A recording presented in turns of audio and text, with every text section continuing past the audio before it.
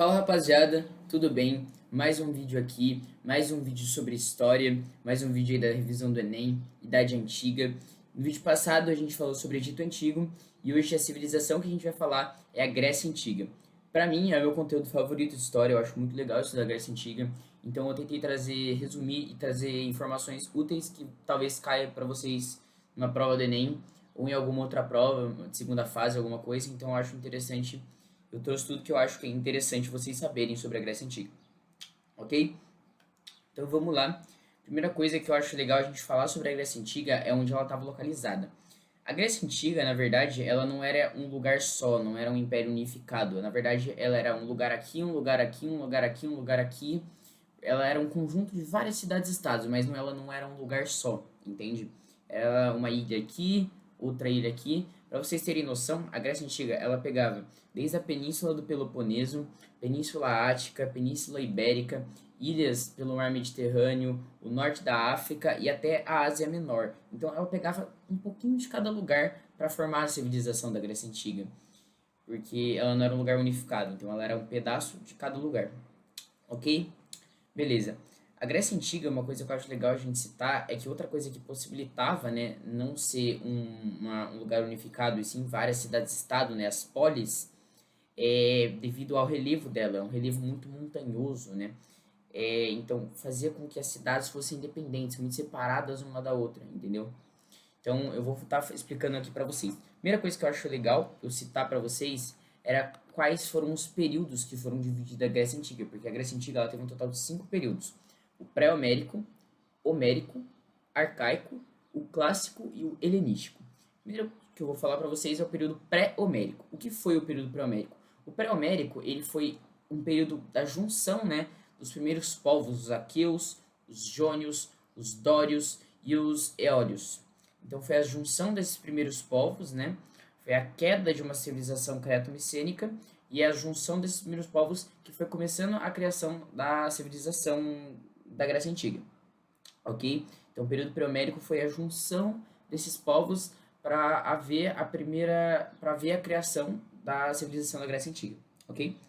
O período homérico, que é o período que vem em seguida do pré-homérico, ele foi um período que foi baseado, né, o que a gente sabe sobre ele é baseado nos poemas de Ilíada e Odisseia.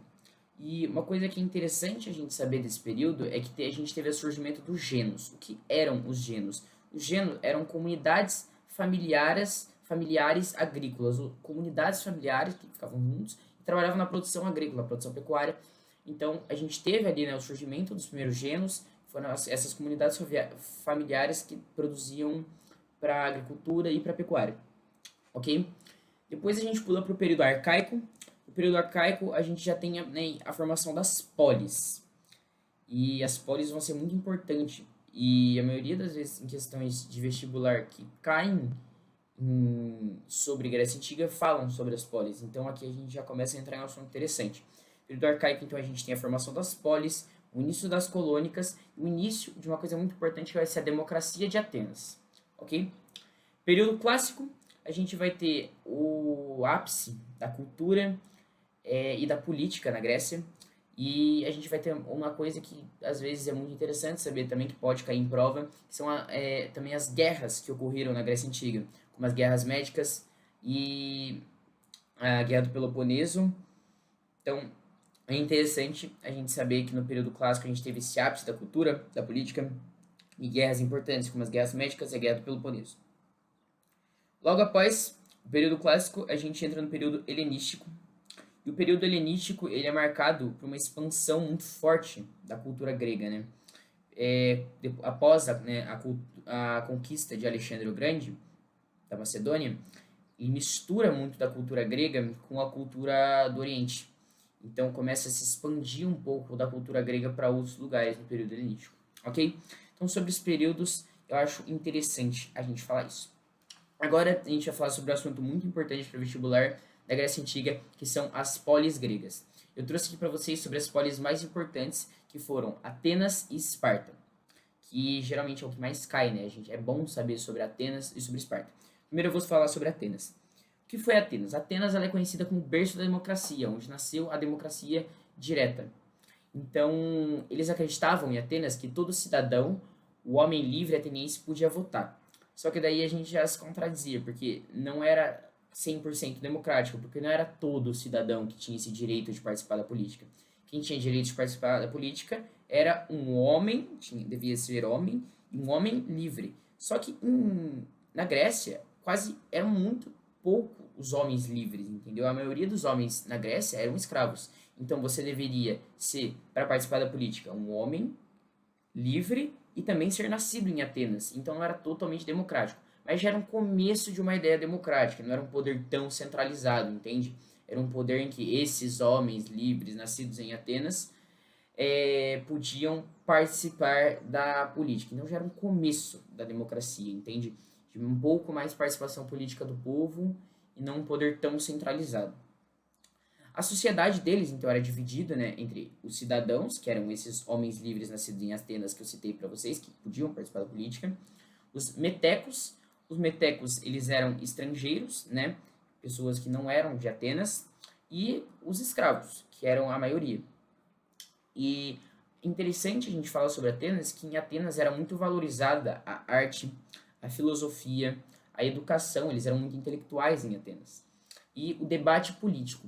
Então, a gente vai ver que, diferente de Esparta, ele vai ser muito oposto de Esparta, porque Esparta, eles vão focar em outras coisas. Mas em Atenas, o foco deles era esse, a política, filosofia e educação. Então, esse era o foco que eles tinham em Atenas, avançar nessas áreas.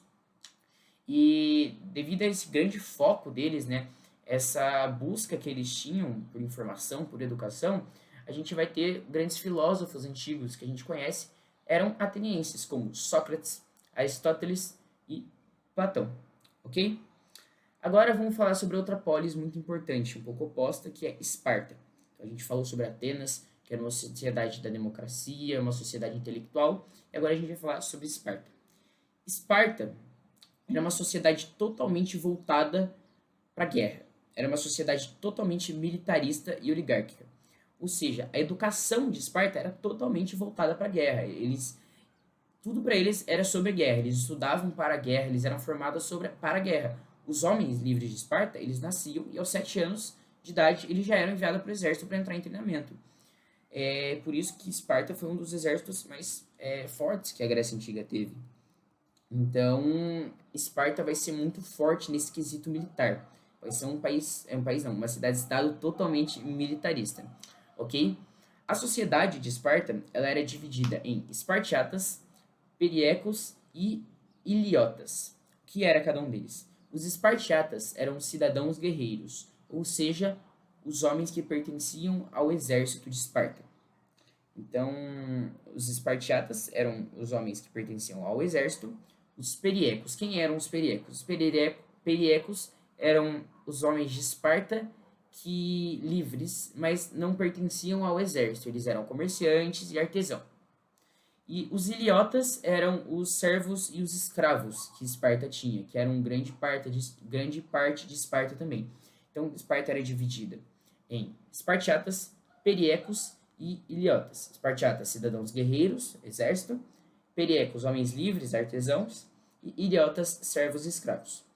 O governo de Esparta ele foi dividido em 2 monarquias e uma gerusia, que é um conselho de anciãos, ok? É legal também agora a gente ver sobre Esparta, né, como funcionava a economia de Esparta. A economia de Esparta ela era muito voltada para a agricultura, plantio de trigo, as vinhas, né, os vinhedos deles, as oliveiras que eles trabalhavam, né, a oliva, o azeite.